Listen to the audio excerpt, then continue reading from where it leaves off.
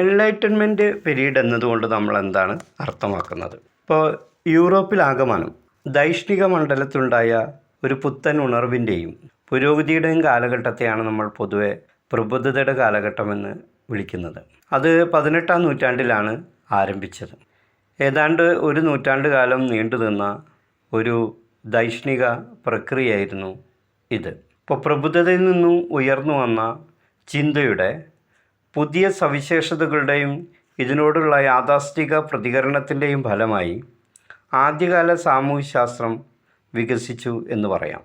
ബൗദ്ധിക വികാസത്തിൻ്റെയും ദാർശനിക ചിന്തയിലെ മാറ്റത്തിൻ്റെയും കാലഘട്ടമായിരുന്നു പ്രബുദ്ധരുടെ കാലഘട്ടം. സമൂഹ ജീവിതവുമായി ബന്ധപ്പെട്ട നിരവധി ആശയങ്ങളും വിശ്വാസങ്ങളും അട്ടിമറിക്കപ്പെടുകയും പകരം വയ്ക്കുകയും ചെയ്ത ഒരു കാലഘട്ടമായിരുന്നു ഇത്. ഫ്രഞ്ച് തത്വചിന്തകരായ മോണ്ടസ്ക്യൂ, റൂസോ എന്നിവരാണ് ഈ കാലഘട്ടത്തെ പ്രതിനിധാനം ചെയ്യുന്ന ഏറ്റവും പ്രമുഖരായ തത്വചിന്തകൾ.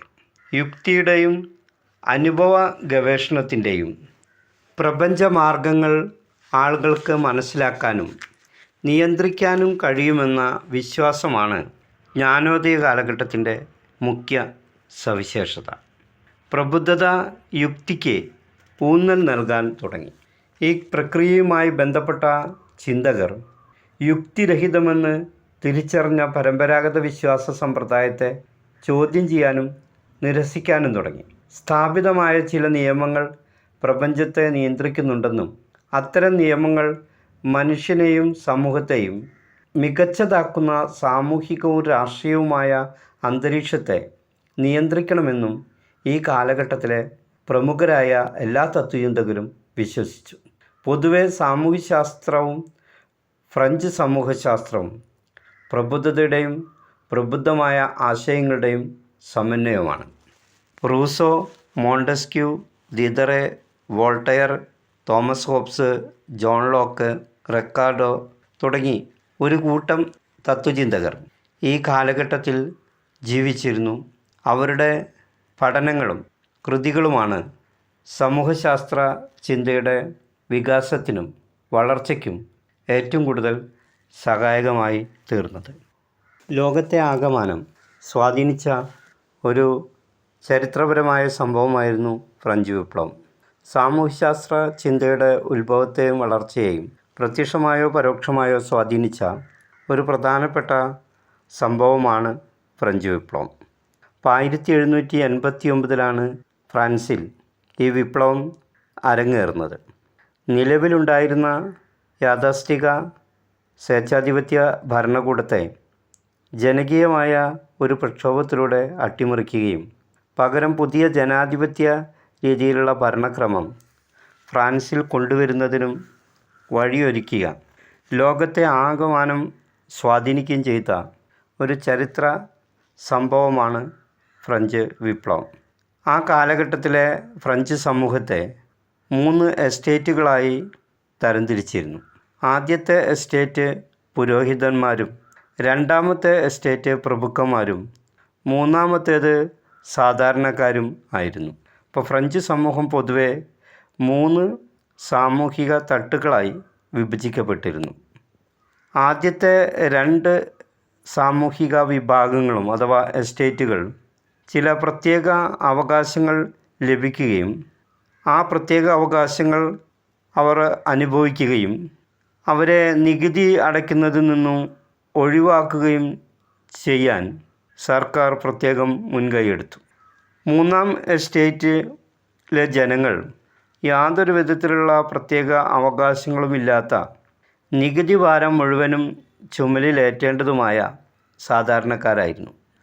കൂടാതെ മൂന്നാം എസ്റ്റേറ്റിന് പ്രത്യേക അവകാശങ്ങളൊന്നും തന്നെ ലഭിച്ചിരുന്നില്ല. അക്കാലത്ത് ഫ്രാൻസിൽ നിലനിന്നിരുന്ന അസമത്വം മൂന്നാം എസ്റ്റേറ്റിലെ ജനങ്ങളെ പ്രകോപിപ്പിച്ചു. മറ്റ് 1-2 എസ്റ്റേറ്റിലുള്ള അല്ലെങ്കിൽ അതിനെ പ്രതിനിധാനം ചെയ്യുന്നതായ ജനവിഭാഗങ്ങൾ വളരെ സന്തോഷകരവും ആർഭാടപരവുമായ ഒരു ജീവിത രീതിയിലൂടെ മുന്നോട്ട് പോകുന്ന സമയത്ത് എല്ലാ വിധത്തിലുള്ള നികുതി ഭാരങ്ങളും ചുമലിലേറ്റി വളരെയധികം കഷ്ടപ്പെട്ട് ജീവിതത്തിൻ്റെ രണ്ടറ്റവും കൂട്ടിമുട്ടിക്കാൻ പ്രയാസപ്പെടുന്ന മൂന്നാം എസ്റ്റേറ്റിലെ ജനങ്ങൾ തികച്ചും അസംതൃപ്തരും നിരാശരുമായിരുന്നു. അവരുടെ ഇടയിൽ നിന്നാണ് ഫ്രഞ്ച് വിപ്ലവത്തിനുള്ള തുടക്കം രൂപപ്പെട്ടത്. മാത്രമല്ല, യുദ്ധം, രാജകുടുംബം വരുത്തിവെച്ച ഭാരിച്ച ചെലവുകൾ, അസമമായ നികുതി വിതരണം തുടങ്ങിയ കാരണങ്ങളും ഫ്രാൻസിൽ ഇത്തരത്തിലൊരു വിപ്ലവം പൊട്ടിപ്പുറപ്പെടുന്നതിന് വഴിയൊരുക്കി. ഫ്രാൻസ് ഭരിച്ചിരുന്ന ലൂയി 16 അദ്ദേഹത്തിൻ്റെ ഭരണകാലത്താണ് ഫ്രാൻസിൽ ഒരു വലിയ വിപ്ലവം അരങ്ങേറിയത്. ലൂയിസ് 16 തികഞ്ഞ ഒരു സ്വേച്ഛാധിപതിയായിരുന്നു. രാജകീയ ഖജനാവിലെ പണം മുഴുവനും സ്വകാര്യ ആവശ്യങ്ങൾക്കും മറ്റ് തൻ്റെ കുടുംബാംഗങ്ങൾക്കും ബന്ധുക്കൾക്കും അവരെ പിന്താങ്ങുന്നവർക്കും വേണ്ടി ധൂർത്തടിക്കുന്നതിൽ യാതൊരുവിധ നിയന്ത്രണവും വരുത്താതെ ജനങ്ങളുടെ മനസ്സിൽ മുഴുവനും അവമതി ഉണ്ടാക്കുകയും വെറുപ്പ് സമ്പാദിക്കുകയും ചെയ്ത ഒരു ഭരണാധികാരിയായിരുന്നു.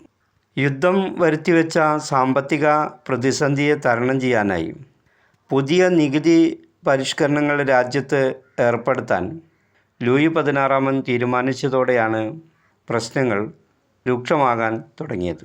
ഫ്രഞ്ച് വിപ്ലവം പഴയ ഭരണകൂടത്തിൻ്റെ പതനത്തിലേക്ക് നയിച്ചു. ഫ്യൂഡലിസം നിർത്തലാക്കുകയും സ്വതന്ത്രവും സമത്വവും സ്വത്തവകാശവും അടിച്ചമർത്തലിനെ ചെറുക്കാനുള്ള അവകാശവും ഉറപ്പു നൽകുന്ന മനുഷ്യൻ്റെയും പൗരന്മാരുടെയും അവകാശങ്ങൾ പ്രഖ്യാപിക്കുകയും ചെയ്തുകൊണ്ട് ധീരമായ മുന്നേറ്റങ്ങൾ നടത്താൻ ഈ ഫ്രഞ്ച് വിപ്ലവാനന്തരം അവിടെ നിലവിൽ വന്ന ഗവൺമെൻറ്റുകൾക്ക് കഴിഞ്ഞു.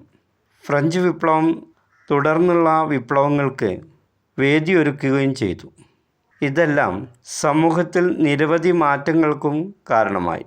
വിപ്ലവം അനേകം ഗുണപരമായ മാറ്റങ്ങൾ സമൂഹത്തിൽ ഉണ്ടാക്കിയിട്ടുണ്ടെങ്കിലും സമൂഹത്തിൽ കുറച്ചൊക്കെ നിഷേധാത്മകമായ മാറ്റങ്ങളും ഉണ്ടാക്കിയിട്ടുണ്ട്.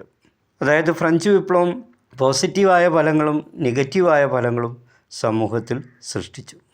വിപ്ലവത്തിന് ശേഷമുണ്ടായ രാഷ്ട്രീയ അരാജകത്വവും അസ്വസ്ഥതയും അവരെ അസ്വസ്ഥരാക്കി. പഴയ സാമൂഹിക ക്രമം പുനഃസ്ഥാപിക്കാനുള്ള വഴികളും മാർഗങ്ങളും കണ്ടെത്തുന്നതിന് അവർ ഒന്നിച്ചു നിന്ന് പ്രവർത്തിക്കാൻ തുടങ്ങി. സമൂഹത്തിൽ സാമൂഹിക വ്യവസ്ഥയെക്കുറിച്ചുള്ള അല്ലെങ്കിൽ നിലവിലുള്ള സാഹചര്യങ്ങളെക്കുറിച്ചുള്ള ആശങ്കയാണ് സാമൂഹ്യശാസ്ത്ര സിദ്ധാന്തത്തിൻ്റെ ആവിർഭാവത്തിന് വഴിയൊരുക്കിയത്. ഇപ്പോൾ ഫ്രഞ്ച് വിപ്ലവവും വിപ്ലവാനന്തരം നടന്ന ഭീകരവാഴ്ചയും പുതിയ സാമൂഹിക ചിന്തകൾ വളർന്നു വരുന്നതിനും സമൂഹശാസ്ത്രത്തിൻ്റെ തന്നെ വളർച്ചയ്ക്കും ഏറെ സഹായകരമായി തീർന്നു.